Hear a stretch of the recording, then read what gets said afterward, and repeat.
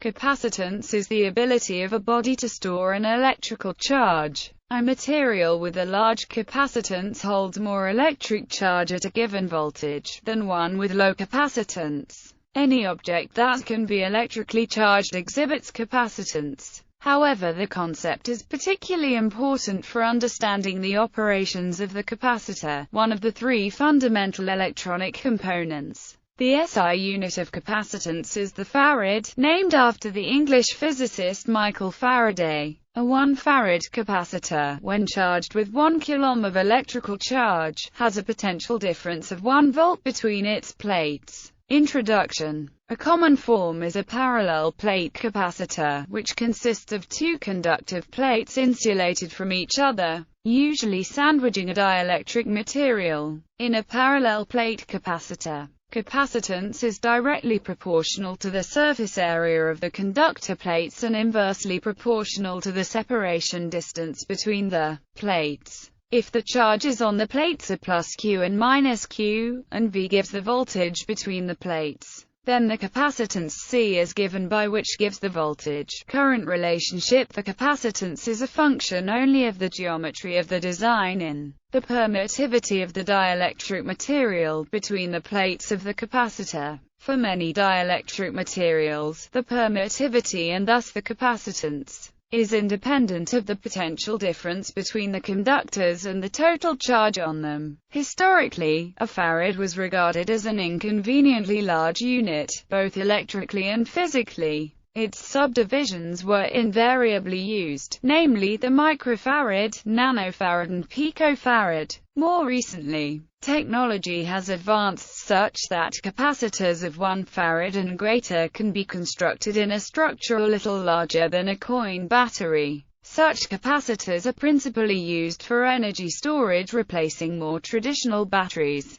The energy stored in a capacitor is found by integrating the work W. Capacitors. The capacitance of the majority of capacitors used in electronic circuits is generally several orders of magnitude smaller than the farad. The most common subunits of capacitance in use today are the microfarad, nanofarad, picofarad, and, in microcircuits, femtofarad. However, specially made supercapacitors can be much larger, and parasitic capacitive elements can be less than a femtofarad. Capacitance can be calculated if the geometry of the conductors and the dielectric properties of the insulator between the conductors are known. A qualitative explanation for this can be given as follows. Once a positive charge is put onto a conductor, this charge creates an electrical field, repelling any other positive charge to be moved onto the conductor, i.e., increasing the necessary voltage. But if nearby there is another conductor with a negative charge on it, the electrical field of the positive conductor repelling the second positive charge is weakened. So due to the second conductor with a negative charge, it becomes easier to put a positive charge on the already positive charged first conductor, and vice versa, i.e., the necessary voltage is lowered.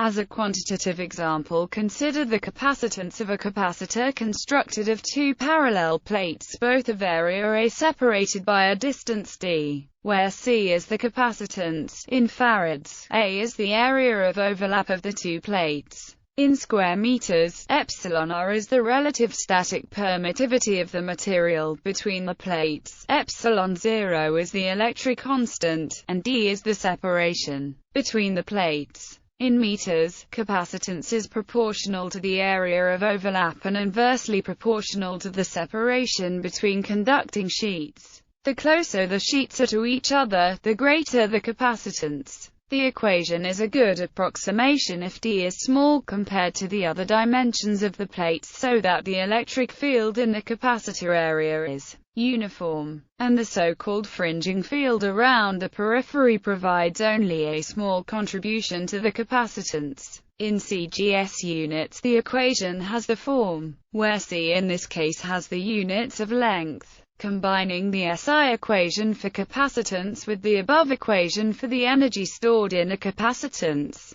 For a flat plate capacitor, the energy stored is where W is the energy, in joules, C is the capacitance, in farads, and V is the voltage, in volts. Capacitance matrix. The discussion above is limited to the case of two conducting plates, although of arbitrary size and shape. The definition C equals Q, V still holds for a single plate given the charge, in which case the field lines produced by that charge terminate as if the plate were at the center of an oppositely charged sphere at infinity. Does not apply when there are more than two charged plates, or when the net charge on the two plates is non-zero. To handle this case, Maxwell introduced his coefficients of potential. If three plates are given charges, then the voltage of plate 1 is given by, and similarly for the other voltages. Hermann von Helmholtz and Sir William Thomson showed that the coefficients of potential are symmetric, so that, etc. From this, the mutual capacitance between two objects can be defined by solving for the total charge Q and using. Since no actual device holds perfectly equal and opposite charges on each of the two plates, it is the mutual capacitance that is reported on capacitors.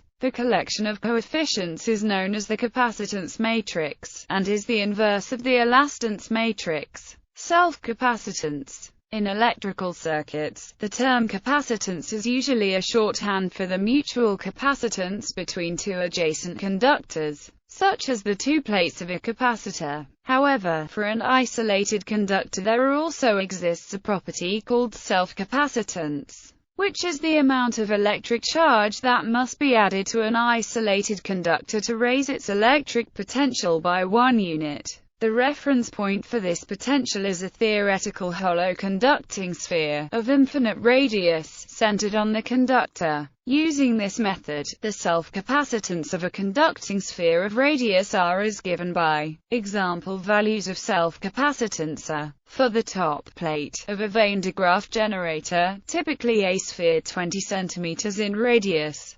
22.24 picofarads. The planet Earth, about 710 microfarads. The interwinding capacitance of a coil is sometimes called self-capacitance, but this is a different phenomenon. It is actually mutual capacitance between the individual turns of the coil and is a form of stray, or parasitic capacitance. This self-capacitance is an important consideration at high frequencies. It changes the impedance of the coil and gives rise to parallel resonance. In many applications this is an undesirable effect and sets an upper frequency limit for the correct operation of the circuit. Stray capacitance. Any two adjacent conductors can function as a capacitor, though the capacitance is small unless the conductors are close together for long distances or over a large area. This capacitance is called parasitic or stray capacitance.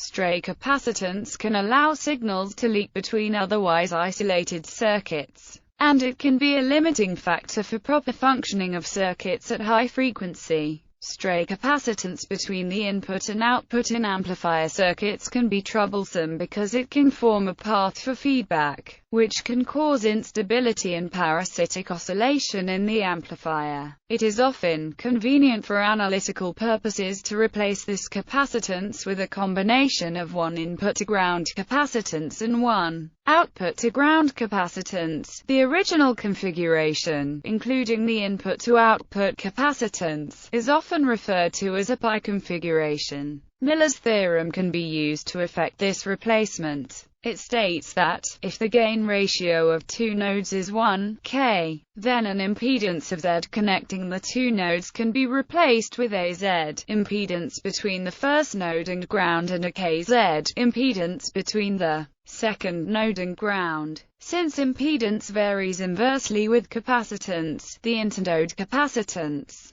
C is replaced by a capacitance of Kc from input to ground and a capacitance of Ck from output to ground. When the input-to-output gain is very large, the equivalent input-to-ground impedance is very small while the output-to-ground impedance is essentially equal to the original impedance. Capacitance of simple systems. This is trivial in cases with high symmetry. There is no solution in terms of elementary functions in more complicated cases. For quasi-two-dimensional situations, analytic functions may be used to map different geometries to each other. See also Schwarz-Christoffel mapping. Energy storage. The energy stored in a capacitor is equal to the work required to push the charges into the capacitor, i.e., to charge it. Consider a capacitor of capacitance C, holding a charge plus Q on one plate and minus Q on the other, moving a small element, a charge dQ, from one plate to the other against the potential difference V equals Q. C requires the work dW, where W is the work measured in joules, Q is the charge measured in coulombs, and C is the capacitance, measured in farads. The energy stored in a capacitor is found by integrating this equation. Starting with an uncharged capacitance and moving charge from one plate to the other until the plates have charge plus Q and minus Q requires the work W.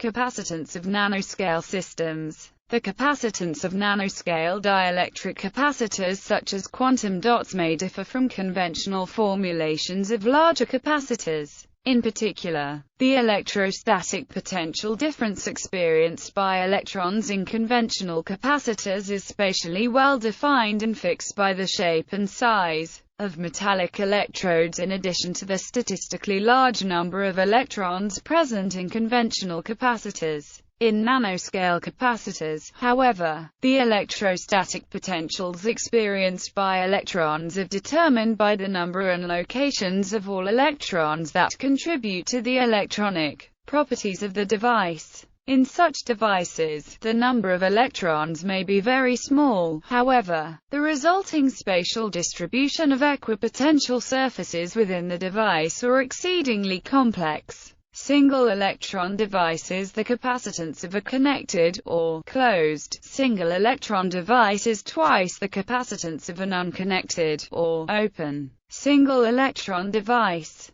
This fact may be traced more fundamentally to the energy stored in the single-electron device, whose direct polarization interaction energy may be equally divided into the interaction of the electron with the polarized charge on the device itself due to the presence of the electron and the amount of potential energy required to form the polarized charge on the device. Few electron devices. The derivation of a quantum capacitance of a few electron device involves the thermodynamic chemical potential of an n-particle system given by whose energy terms may be obtained as solutions of the Schrödinger equation. The definition of capacitance with the potential difference may be applied to the device with the addition or removal of individual electrons, and then is the quantum capacitance of the device. This expression of quantum capacitance may be written as which differs from the conventional expression described in the introduction, where the stored electrostatic potential energy by a factor of 1/2 with. However, within the framework of purely classical electrostatic interactions, the appearance of the factor of 1/2 is the result of integration in the conventional formulation, which is appropriate since for systems involving either many electrons or metallic electrodes, but in few electron systems, the integral generally becomes a summation. One may trivially combine the expressions of capacitance and electrostatic interaction energy, and, respectively, to obtain, which is similar to the quantum capacitance. A more rigorous derivation is reported in the literature, in particular, to circumvent the mathematical challenges of the spatially complex equipotential surfaces within the device. An average electrostatic potential experiences by each electron is utilized in the derivation. The reason for apparent mathematical differences is understood more fundamentally as the potential energy of an isolated device is twice that stored in a connected device in the lower limit n equals 1, as n grows large.